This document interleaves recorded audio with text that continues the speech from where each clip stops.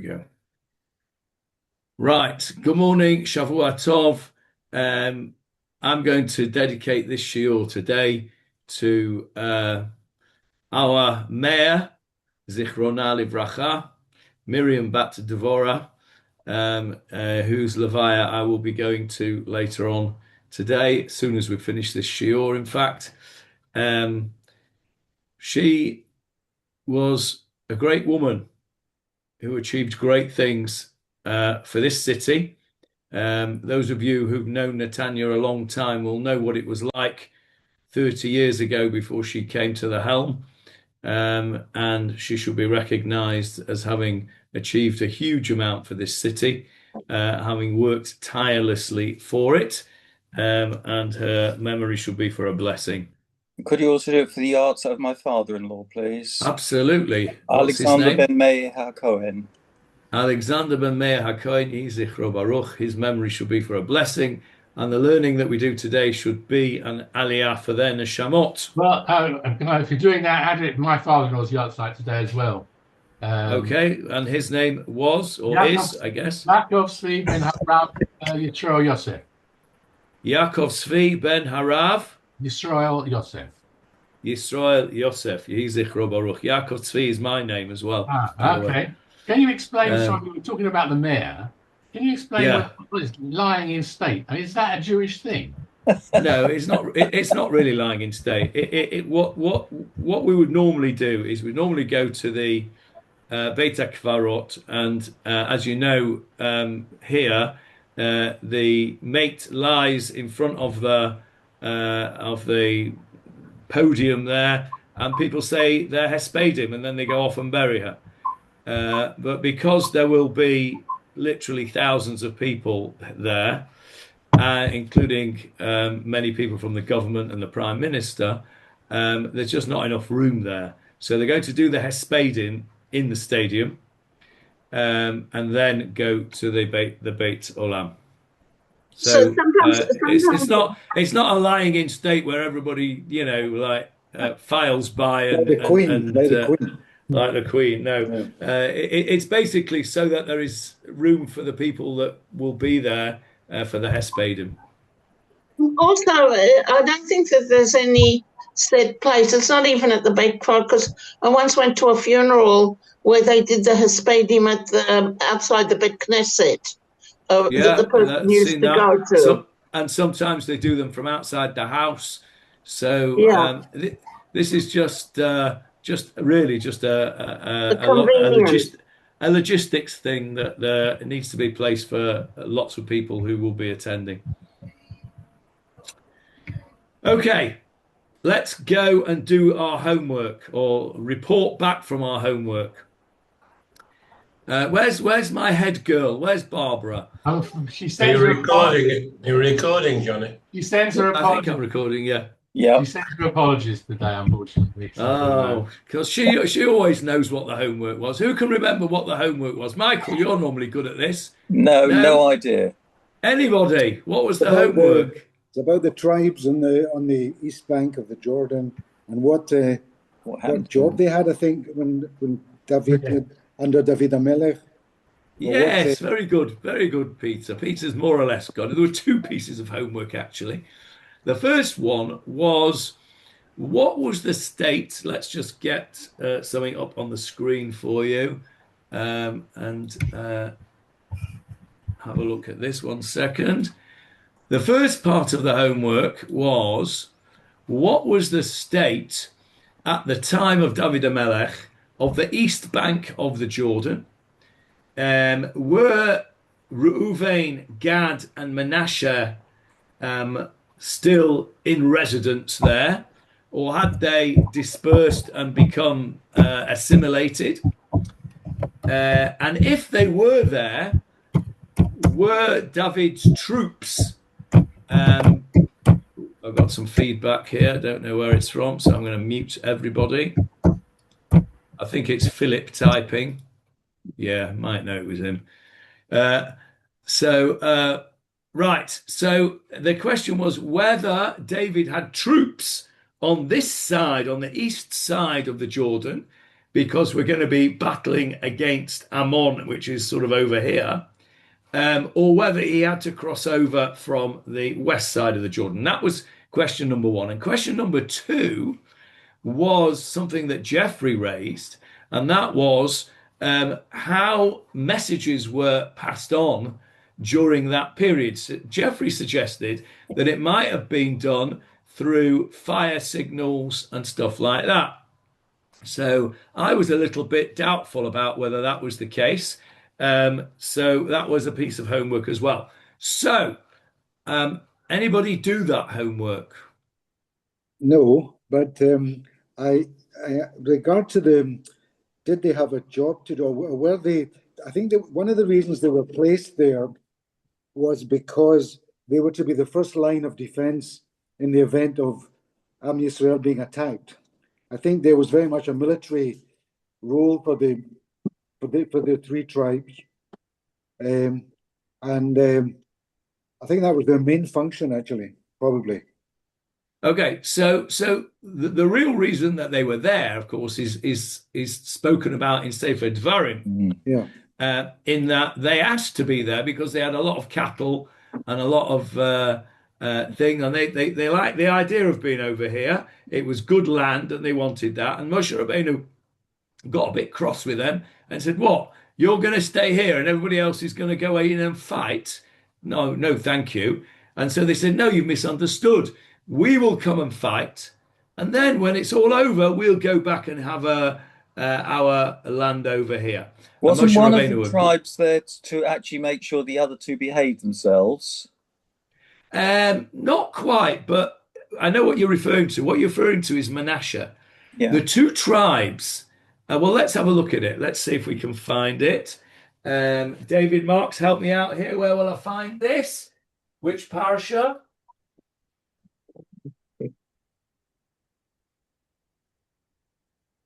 The last one in Sefer Bamidbar. No, I think it's Matot. Matos Masei. Yeah, Matot. Okay, let's find the right chapter, and then I'll get it up on the screen. Here we go. Chapter 32. Yeah, there we go. Right, let's get that up. I'll just stop the share a sec and get chapter 32 of Bamidbar up. Bamidbar. Chapter 32. There it is. Let's get it back on the screen. Right, let's have a look. There we go. Right, Jeffrey, from the top, please. The descendants of Reuben and Gad had an abundance of livestock, very numerous, and they saw the land of Jazer and the land of Gilead. And behold, the place was a place for livestock. The descendants of Gad and the descendants of Reuben came, and they spoke to Moses and to Eleazar the Kohen and to the princes of the community, saying, Atarot, Dibon, Jazer, and Nimrah, Heshbon, Eliater, Sebam, Nebo, and beyond. The land that the Lord struck down before the congregation of Israel is a land for livestock, and your servants have livestock. They said, If it pleases you, let this land be given to your servants as a heritage. Do not take us across the Jordan. Thereupon Moses said to the descendants of Gad and the descendants of Reuben, Shall your brethren go to war while you stay here? Why do you discourage the children of Israel from crossing over to the land which the Lord has given them? This is what your fathers did when I sent them from Kadesh Barnea. Sorry, I've lost it. Oh, Kadesh Barnea. Yeah, I moved it up the top for you. Yeah, thank you. They went up to the valley of Eshcol and saw the land, and they discouraged the children of Israel from crossing into the land which the Lord has given them. Just stop there a sec, Jeff. Just stop there. Stop there. What is he talking about here, Moshe, when he says Meraglim. when he says to these people, that's what your fathers did? Yeah, Meraglim. The Meraglim, the spies, yeah. When the spies came back and discouraged the people. So he's saying, you're doing the same thing. Carry on, Jeff. Verse 10. The anger of the Lord flared on that day, and he swore, saying, none of the men from the age of 20 years and over who came out of Egypt will see the land that I swore to Abram, to Isaac, and to Jacob, for they did not follow me wholeheartedly, except for Caleb, the son of Jephunneh, the Kenizzite, and Joshua, the son of Nun, for they followed the Lord wholeheartedly.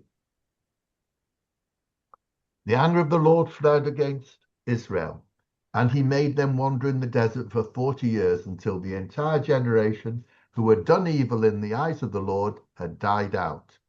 And behold, you have now risen in place of your fathers as a society of sinful people, to act to the wrathful anger of the Lord against Israel. If you turn away, I'm just going to put it up the top again. I'm moving it up again. Verse 15. Right. If you turn away from following him, he will leave you in the desert again, and you will destroy this entire people. They approached him and said, we will build sheepfolds for our livestock here, and cities for our children. We will then arm ourselves quickly and go before the children of Israel until we have brought them to their place. Our children will reside in the fortified cities on account of the inhabitants of the land. We shall not return to our homes until each of the children of Israel has taken possession of his inheritance. For we will not inherit with them on the other side of the Jordan and beyond, because our inheritance has come to us on the east bank of the Jordan. Moses said to them, if you do this thing, if you arm yourselves for battle before the Lord, and your armed force crosses the Jordan before the Lord until he has driven out his enemies before him, and the land will be conquered before the Lord. Afterwards you may return, and you shall be freed of your obligation from the Lord and from Israel, and this land will become your heritage before the Lord. Okay, great. Stop there. Right. So that was the story of Reuven and Gad. Now let's go back to our map. There we go. And what Michael was referring to was the tribe of Manasseh. Reuven and Gad were the ones that approached Moshe, right? You didn't hear Jeffrey read out anything about Manasseh. But Manasseh, which has got a huge amount of land here, relatively speaking. Look at Binyamin, he's got a tiny bit there. Manasseh's got all of this stuff, all of the north between Tel Aviv and Haifa. All that coastal line is Manasseh. And all this stuff up here, the Golan is over here. There's the Kinneret. All of this is Manasseh. Where's he come in there? And that's what Michael was referring to. What Moshe did was he was worried, and quite rightly so, was worried that Reuven and Gad would become isolated, that the Jordan River would become a sort of an internal barrier within the people, that there would become a east-west divide. It's a bit like in England, you know, when you've got Watford Gap, it's either north of Watford Gap or south of Watford Gap, right? And there the twain shall meet. Or in Peter's case, you've got Hadrian's Wall, right? Where the Scots are at the north and the Anglos are in the south. Moshe was worried that you would have a split between the people, that those on the west side of the Jordan, in what we'll call Israel proper, would become distanced from Reuven and Gad. So what he did was he got Manasseh and split them in two and had half of Manasseh on one side and half of Manasseh on the other side, so that there would be this regular and continuous crossing over, because the people of Manasseh would want to go and visit their cousins in the other side and vice versa. Not like the Berlin Wall, where they weren't allowed, families were split asunder when the Berlin Wall went up. So Moshe was worried about this, and so he got Manasseh, not so much to keep their eye on Reuven and Gad, as you said, Michael, but very much to encourage the connection between the two sides and to discourage the isolation of Reuven and Gad. It didn't really work. Yes, Johnny. What were the populations of Manasseh compared to Gad and Reuven? Good question. We'll have to look in Sefer Bamidbar for that. It's a very big territory. Yeah, it is a big territory. I don't know the numbers off the top of my head. We'll have to look them up. Somebody can do that later on. It's all there in the censuses, the two lots of censuses in Sefer Bamidbar. We'll have a look, and we'll have a look and put that on the group once we've got the answer as to whether Manasseh was significantly larger in number or not, but certainly larger in territory, isn't it? So, right. So that's where we're at. And the question that we asked was, were they still part of Bnei Israel? And did David have troops on this side of the Jordan when he was going to war with Ammon? So let me show you this. There is a map of an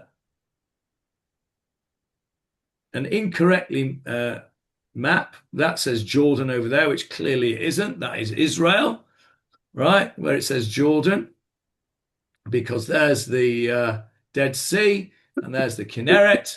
In no way is that Jordan, so that's a mistake. But what I wanted to show you was that Ammon, Rabbah, by the way, is the capital of Ammon, and that is Amman today.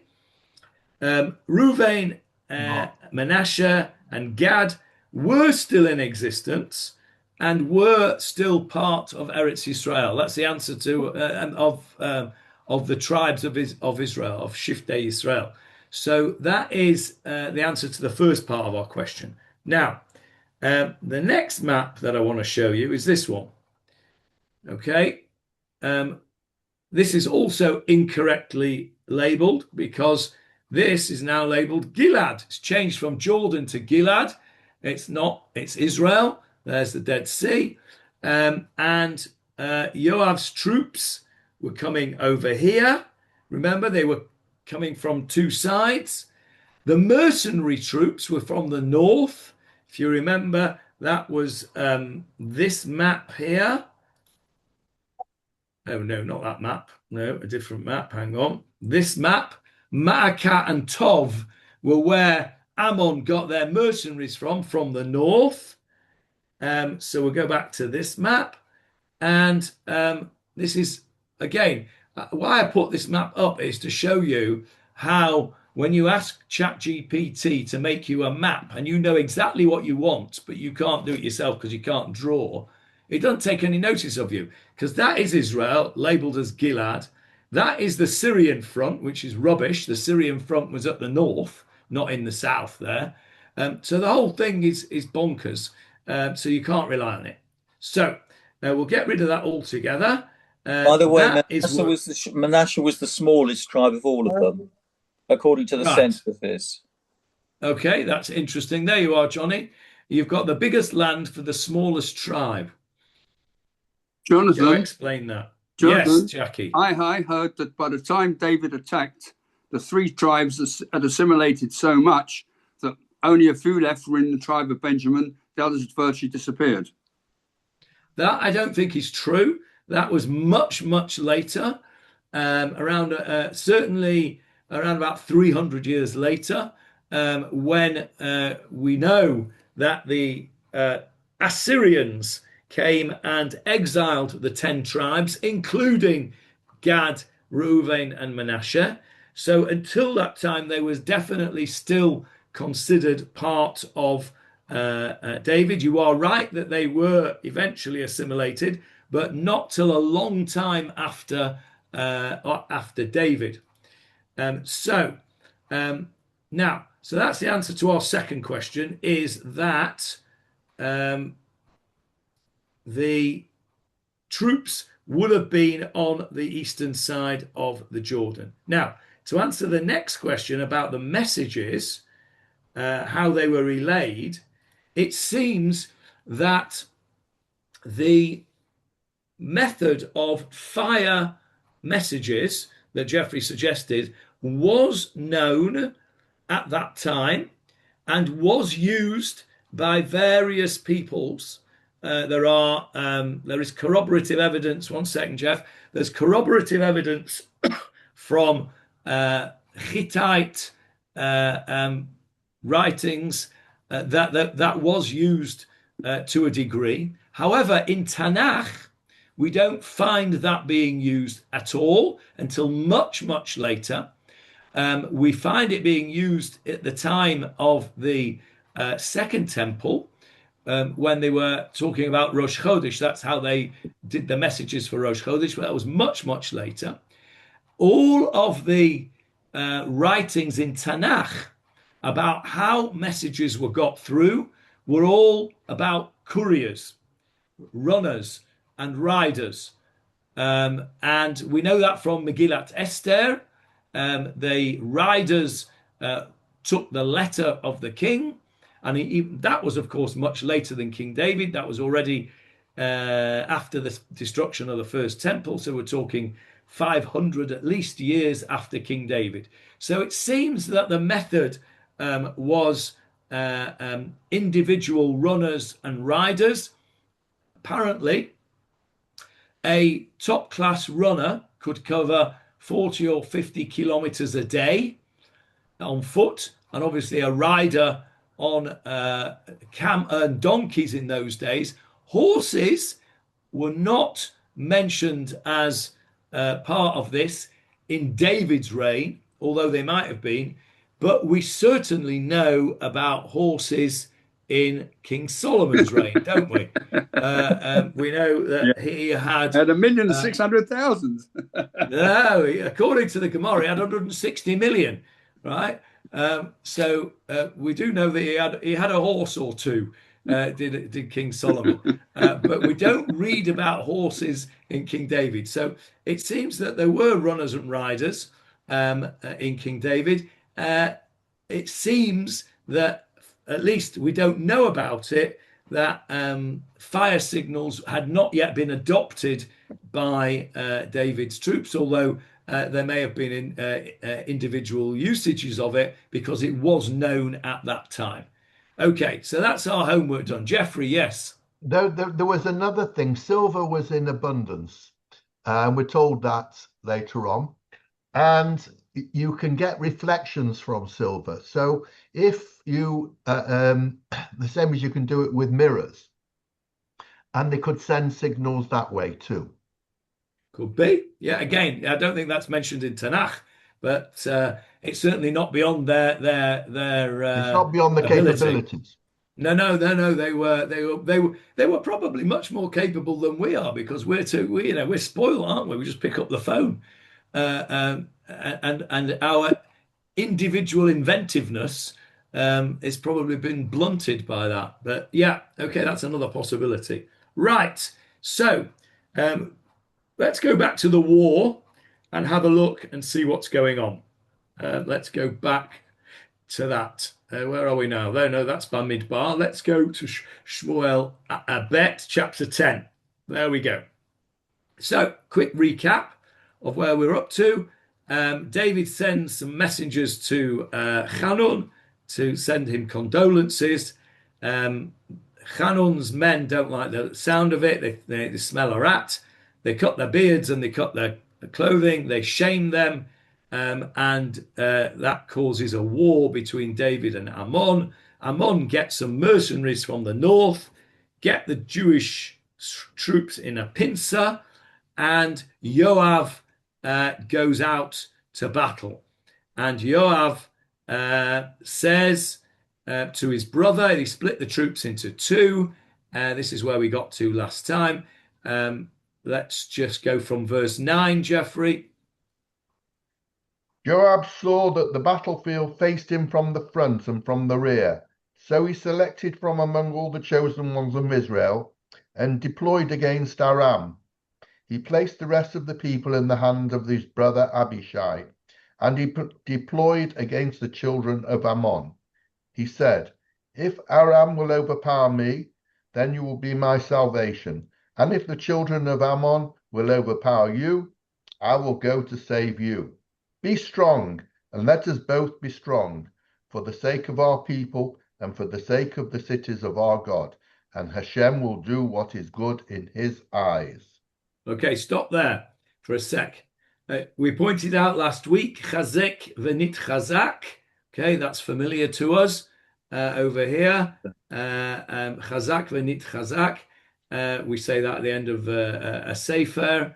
Yoav here is because he's gone all from all of a sudden, right? We have this picture of Yoav in our mind from previous chapters as what? A hot-headed general. Remember, Yoav was the one who went of his own accord, and what did he do? Killed Avner. Who did he? He killed Avner. Yes, without being told to do so by David. He seems to be rather hot-headed and tempered. Here he's gone all from. Look, he's Arei Eloheinu. We spoke about that being as part of the soldiers' prayers today. Vashem Yaseh Hatov Be'inav. God will do what is good in his eyes. He's invoking the name of Hashem here. And not only that, he is being a little modest, which is not usually his style either. How is he being modest? Because he says, first of all, he says, if the Arameans will be too strong for me, then you'll come and help me, and vice versa. He doesn't say arrogantly, if the other people, if Ammon will be too strong for you, I'll come and help you first. No, he invokes his own weakness first. This is Yoav at his best. And what's interesting that Rav Bazak points out in his commentary is that Yoav seems to be a sort of a foil for David. When David is acting correctly, Yoav seems to be the one that is acting hot-headedly and incorrectly. And when David goes off the rails, as we will see next week, in the next chapter, we might get to it today, or we might be next week. When David goes off the rails, Yoav seems to be the one that pulls it all back and acts correctly. So there seems to be this sort of foil between Yoav and David, and it's very interesting to see. But at this point, Yoav is at his best. And what happens is, verse 13, Jeffrey. Then Yoav, as well as the people who were with him, approached to do battle against Aram, and they fled from him. When the children of Ammon saw that Aram had fled, they also fled from Abishai and entered the city. Yoav then turned back from the children of Ammon and came to Jerusalem. Okay, so what happened was that they went out to battle with Yoav at the front and Abishai from the rear. And the enemy saw them, didn't fancy it, and did a vayivrach. They went back into their own city. Now, Yoav did not pursue them into their city. They went off, regrouped in the city, and Yoav went back to Jerusalem. Now, what do you think was going through Yoav's mind at this time when he has gone out to battle but has actually not had a battle? They've run away. The opposition has run away and he hasn't chased them. Two questions. What is Yoav thinking? And why did he not chase them into the city and get a decisive victory? Any suggestions? Yes, Jeffrey. They would have been slaughtered because the city was fortified, and there'd have been no protection for the attacking army. Okay, I don't think that was there for the city, but not for the attackers. Okay, I think that is not borne out by the next bit of the story. So hold that thought. Any other suggestions? Yeah, Trump didn't want them to go in there. There are some parallels. Urban warfare in any day and time, as we see even today, is the most vicious form of warfare there is, and you don't want to get started on it. Okay, that's more or less the same thing as Jeffrey said. Yes, Jeffrey? King David never wanted to attack these people. He sent greetings and messages of friendship. So that was rebuffed. So they've retreated into their cities. Okay, they want to retreat. That's it. David has won. Okay, very good. That's exactly what I think. What I think is this, more or less like Jeffrey has said. David started this whole thing with a generous gesture, sending messages of consolation to Hanun. Hanun threw it back in his face, cut the beards off his men, and shamed them. David then had to react, right? We see this today, don't we? Right? When somebody gives you a schmeiss, or gives you, or insults you, or we had this with Iran. Iran felt that they had to respond, right? Iran didn't want to get into a fight with us because they knew they couldn't win against us and America. But they felt they had to do something. So what did they do? They sent this one schmatty little missile off to Qatar or wherever it was, which didn't do any damage to anybody. But then they'd saved their face, as it were. This idea of Yoav going out with the army, it was really only to save face. David's has had his greeting rebuffed. His men have been put to shame by having their beards chopped off.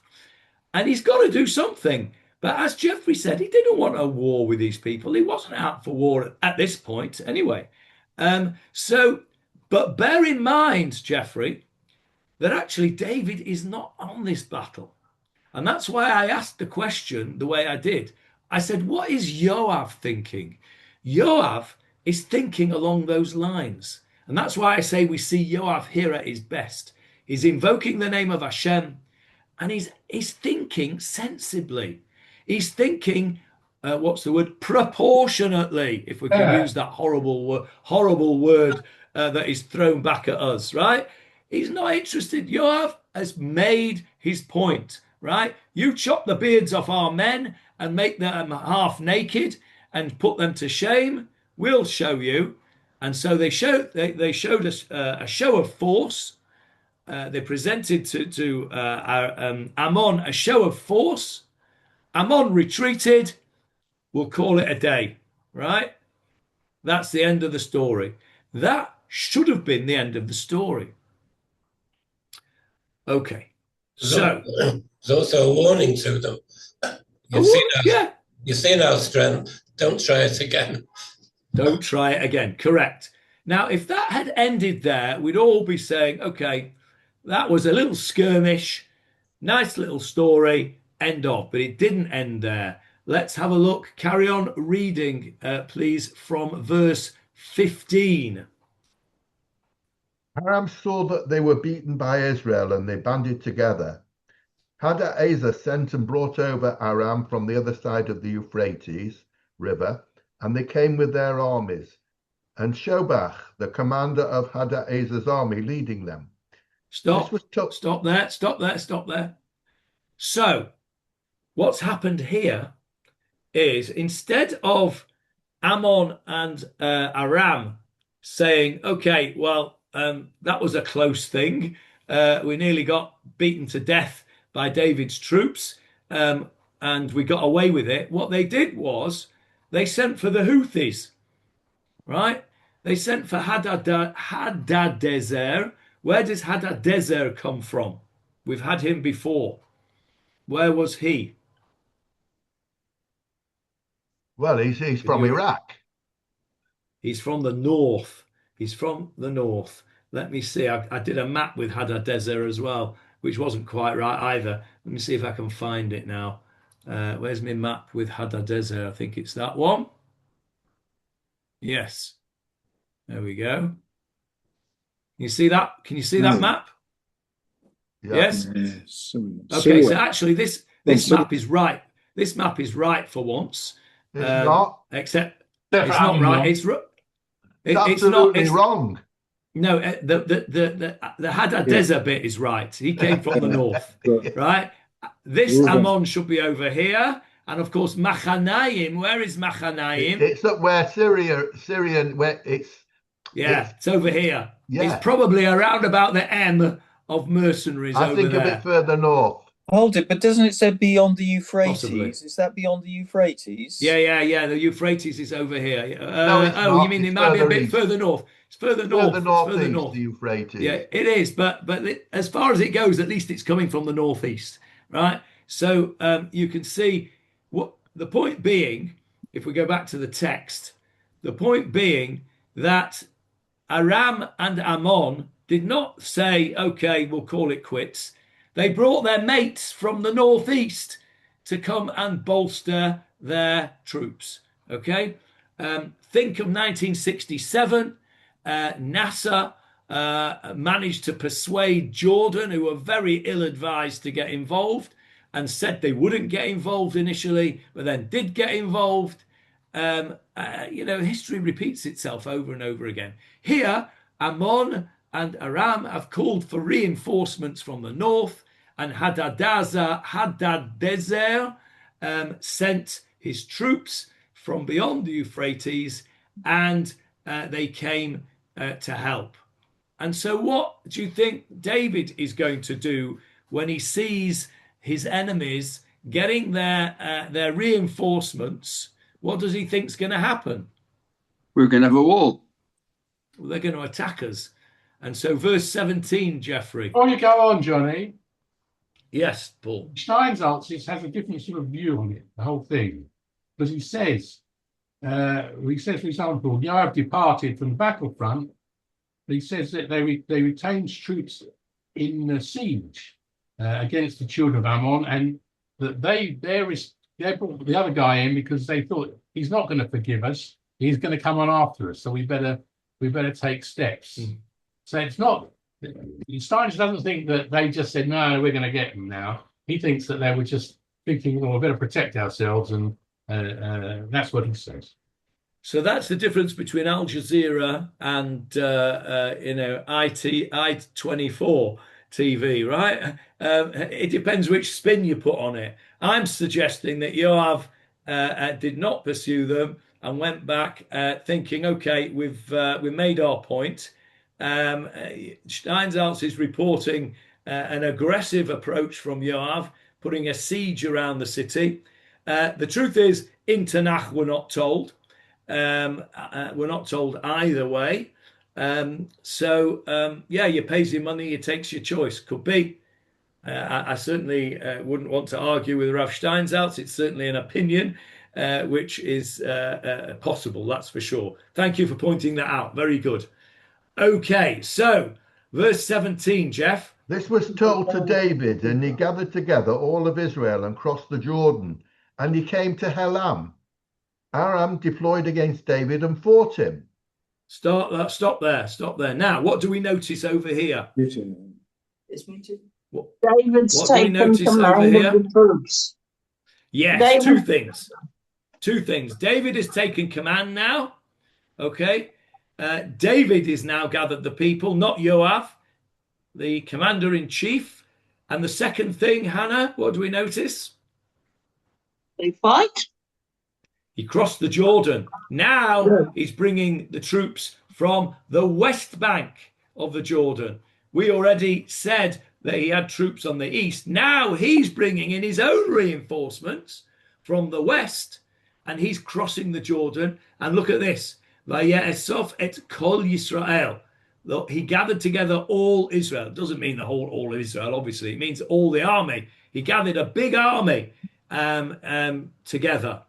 And they then ended up having a battle. Now, reading between the lines. Wasn't it in that day and age that when Israel went to war, before they had a standing army, the king used to send messengers to all of the towns and villages, and anybody who could come and fight, would come and fight. before we had a standing army. I think there was a standing army because we referred to it earlier on. If we referred to it earlier on in this chapter, Yoav takes the choicest folk in the army. Where is it? But now David's getting involved. Here. He's calling up everybody. Yeah, correct. Have a look at verse 9, Jeff, for us, please.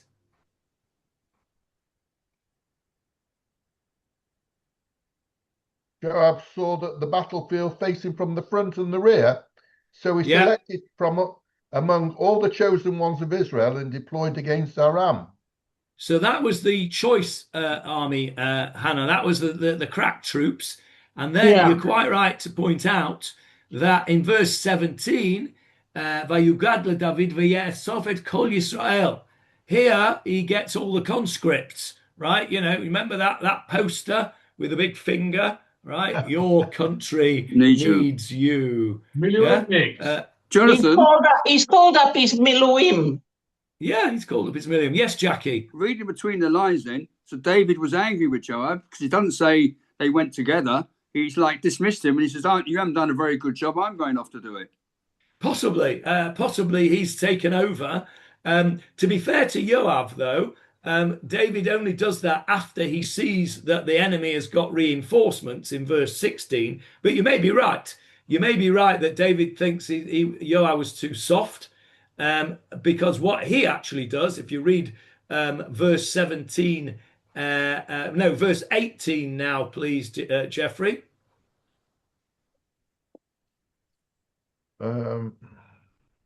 Aram fled before Israel, and David slew of Aram 700 charioteers and 40,000 horsemen.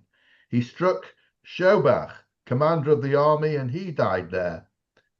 When all the kings, the subjects of Hadaezer, saw that they were defeated by Israel, they made peace with Israel and became subservient to them. Aram became afraid to help the children of Ammon any longer. Okay, so we can see here that this was a decisive victory of David here. And if we just go back to a map or two, let's go to this one just because it's a little bit more accurate. David is now basically made a pact with Hadadezer, who's up here. He's defeated Ammon and Aram. Okay, Aram is up here near Damascus way, where Ma'akat and Tov are. So David at this point has expanded his sphere of influence very greatly. Now, what we can also see, which I found interesting in this little bit here, is that look at the tactics of David.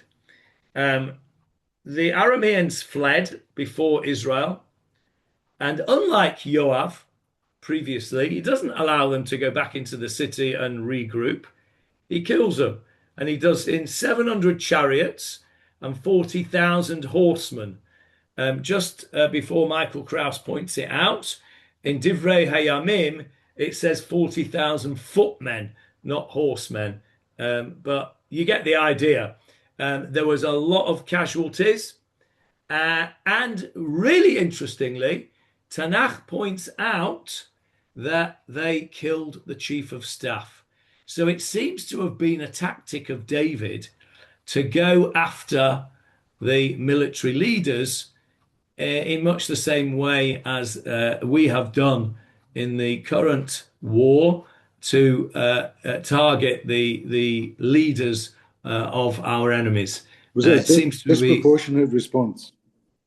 A disproportionate response. So we've got form, Peter, haven't we? We've got form, you know. Somebody cuts the beards off your men, and then you go and kill 700 chariots and 40,000 horsemen. Disproportionate. Well, you know, don't start with the Jews. Yes, exactly.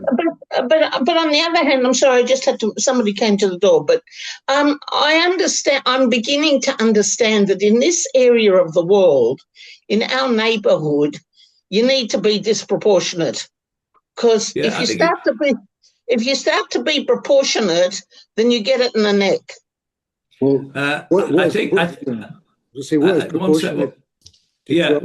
we need to define proportionate, and I agree with you, Hannah. Somebody, I think it was Douglas Murray, actually, in the very early part of the war, when they first started the disproportionate stuff. He says, I think it was Douglas Murray. He said something like, "I'll tell you what will be proportionate. It'll be proportionate if the Israeli army goes into Gaza, finds 1,200 innocent music festival goers, slaughters them, rapes all their people, burns their babies, etc., etc., etc." It was Douglas Murray, it's not just a numbers game. It's about how the enemy behaves. So I think this was a really interesting little chapter here, because it seems to be a sort of almost standalone war, which we've read about here. But what interested me was what started it all off was an innocent gesture of David to send condolences to Hanun, and it escalated and escalated and escalated until it ended up with a great deal of bloodshed. Yes, Jeffrey? It shows that appeasement doesn't work with these people. Well, that's an interesting comment. Trying to say. That's an interesting comment. David was trying to appease. To be fair to David, he was repaying a kindness. The word appeasement, in my understanding of it, is a negative term meaning being a coward and kowtowing to them. I don't think it's fair to say that was David's intention, because if you read verse 2 for us, Jeffrey, in our chapter, we'll see why David did what he did at the beginning.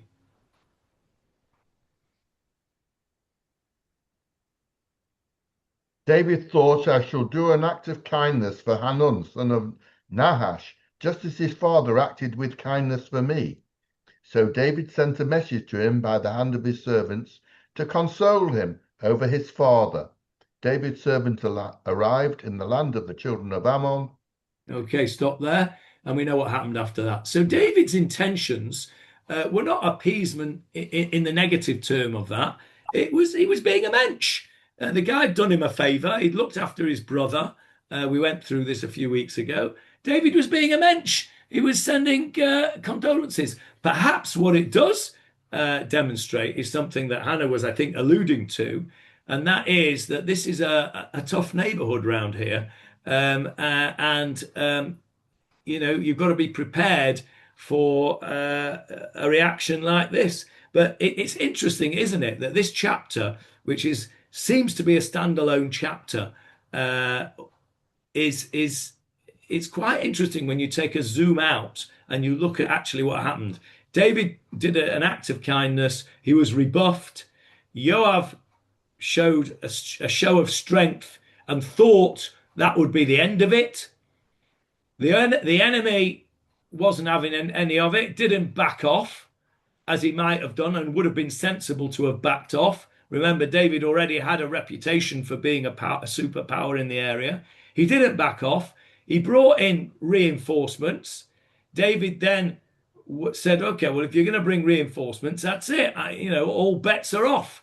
And in he went, and it ended up with a great deal of bloodshed at the end of the chapter. Johnny, it's a sorry story. 1 second, Jackie. It's a sorry story, really, but it's a story that has repeated itself over and over and over again.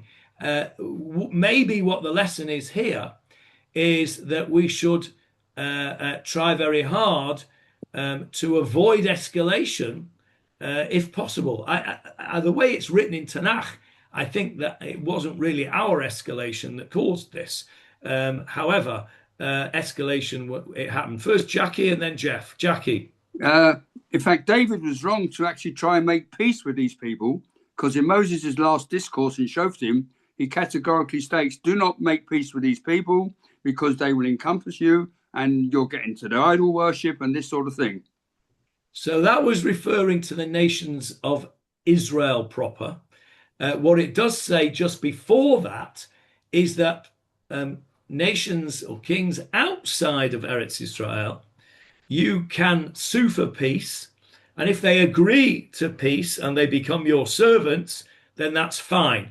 That didn't apply to the 7 nations of Canaan, where you were quite right about them. We were not allowed to make peace with them. We were not allowed to do anything to help them. We had to utterly destroy them. Yes, Jeffrey?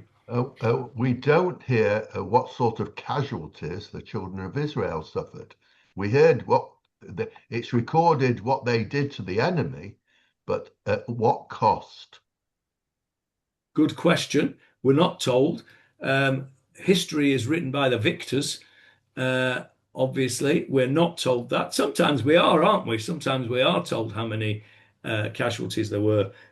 We don't know that. Maybe we need to try and find that out. Maybe that can be a bit of homework for next week. Is there anywhere, maybe in Divrei Hayamim, Michael, it's a good job for you, see if we can find what the casualty list, if any, were in this war that we've just done in chapter 10. Now, we've got 5 minutes left before we finish. So I want to set the scene for chapter 11. Chapter 11 is the chapter that you've all been waiting for. It is the chapter which describes the terrible events that occurred with Bat Sheva. And we'll see that actually the war is not quite over, as it seems at the end of this chapter. And we'll see at the beginning of the next chapter that there is a further war that David chooses not to take part in himself. And he sends Yoav to do the battle. Much like the first battle here that we've described. David didn't get involved until later on. In this next war, David doesn't get involved. David is at home. Let's just go and have a look at the beginning of chapter 11. Because, have a look at that. Jeffrey, chapter 11, verse 1, please. It happened at the turn of the year, at the time when kings go forth, that David had sent Yoav along with his servants on all of Israel, and they destroyed the children of Ammon and besieged Rabbah. And David was staying in Jerusalem. Stop there. Stop there. Stop there. Stop there. Now, Vayehi liteshuvat hashana. Now, I don't like your translation. Read it again, please. Your translation. At the turn of the year. What is the turn of the year? What would you understand by that expression? Rosh Hashanah. Rosh Hashanah. Rosh Hashanah. Yeah. Rosh Hashanah, or maybe, I don't know, January the 1st, or... Well, but there was a few years, though. I mean, the year could have been Nisan. Could have been Nisan. It was Rosh Chodesh. Pesach time. It could have been on any of those things. That's Wait not a second. Isn't Rosh Hashanah also Rosh Hashanah LaMalachim? Yes, correct. So it would be, Rosh Hashanah. Okay, but I'm not liking the translation. Look at the Hebrew, please. Vayehi liteshuvat hashana. What does that mean? Tshuva. The time of tshuva, maybe. Okay, all right. If you want to say that, if you want to say it's the time of tshuva of the year, then it would fit in with Rosh Hashanah Yom Kippur. The return. Yeah, Teshuva is return. Thank you, Jeffrey. Thank you. And then look at my translation, as if I did it. The translation that we have on the screen. And it was at the return of the year. Not the turn of the year, the return of the year. What does that mean? According to Steinsaltz, it's the time of the year when they went to fight, in the summertime or the spring. So what it means is this time next year. The return of the year. So let's say the return of the year today will be Where are we? We've just had Rosh Chodesh Kislev, haven't we? So we must be Friday, Shabbos. We must be the 3rd of Kislev today, right? So the return of the year next year will be the 3rd of Kislev, right? That's what it means. This time next year. So a year later, that's what it means. That's why I don't like your translation, Jeffrey. It was at the return of the year, Le'et Tzeit HaMalachim, when the Vayishlach David, Le'et Tzeit HaMalachim. Okay. How have you got that translated, please? It happened at the turn of the year. Next words. At the time. Scroll goes into that. One second, Hannah, please. 1 second, Hannah, please. Jeffrey, just translate what you've got in that first. At the turn of the year, at the time when kings go forth, that David had sent Yoav along with his servants and all of Israel, and they destroyed the children of Ammon and besieged Rabbah. And David was staying in Jerusalem. Okay, now, has anybody noticed what I've just noticed this second? Well, never noticed it before.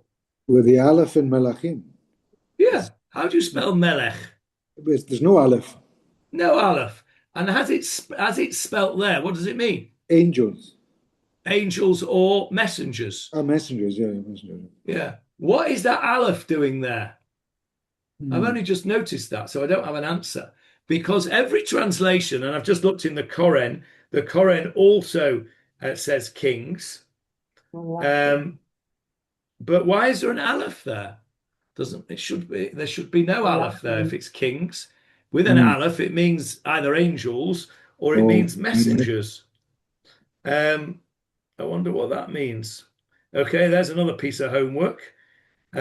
So the important part, and we're going to stop here, the important part is that this chapter, which we're going to talk about the story of David and Bat Sheva, takes place at a situation where there is a war going on in the east over the Jordan River. Yoav and the army have gone. And where is David?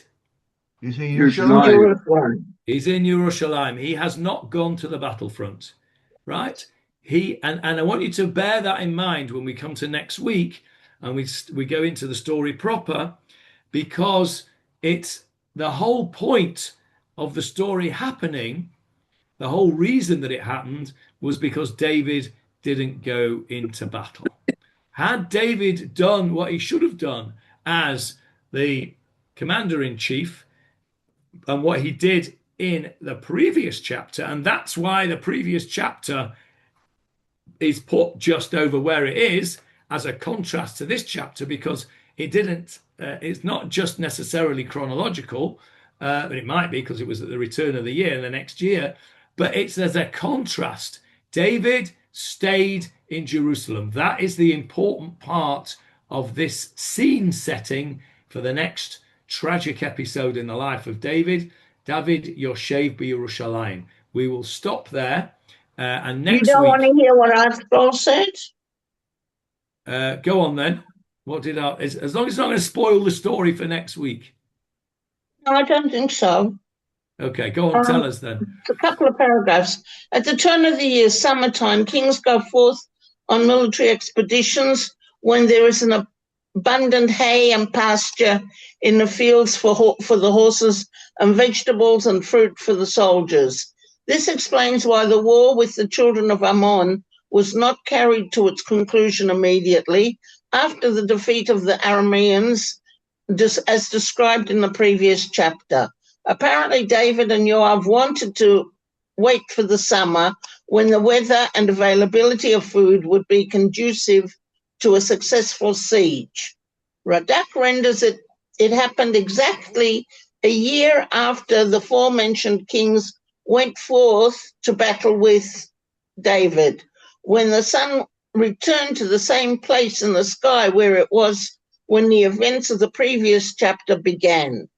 According to this interpretation, we are not told why David waited a full year before invading Rabbah.